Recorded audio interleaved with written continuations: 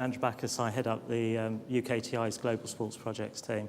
What does that really mean? It means that we are helping UK companies to try and identify opportunities to explore export investment opportunities around the global sports events that happen around the world.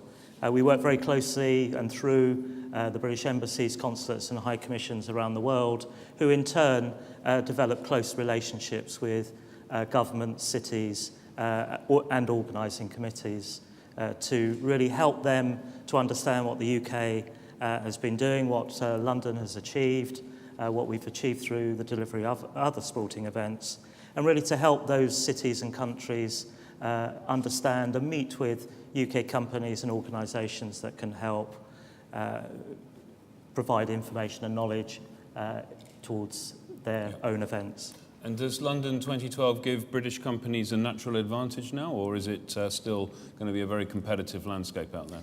I think it's a very competitive landscape. I mean, my unit has been in existence since, in fact, just after the Commonwealth Games in Manchester in 2002. And UK companies have been supplying and supporting events around the world ever since. What London does really is really create a benchmark, I believe, of really the latest development, latest technology, innovation.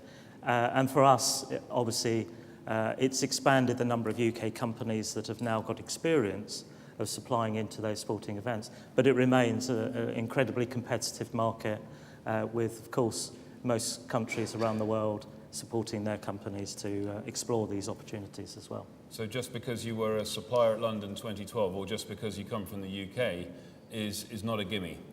I don't think it's a gimme. I think what those companies can bring, though, is that latest knowledge, that setting of the benchmark very high, we believe, and it gives them an opportunity to present those credentials, but it doesn't guarantee work, absolutely. And so, to conclude, before we invite our cities back up, can you give us an example of some of the highlights of the events that you'll be running in the next few months to help people understand how they could benefit from your services? Certainly. I mean, we've been working very closely with our friends at Rio 2016, not only the organising committee, but also the city government and the state government. And one of the things that we do very much want to do is that the IOC will undertake their debrief in Rio.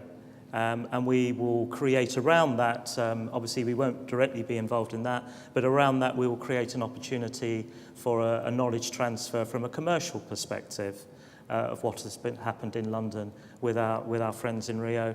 Over the coming the remainder of the year, we'll be taking delegations out to not only Rio, but to Russia, particularly around the Football World Cup and remaining opportunities around Sochi. We'll be going to Korea, and as part of that, we're delighted to be able to stop off also in Taipei, and we look forward very much to meeting again with our friends from Taipei.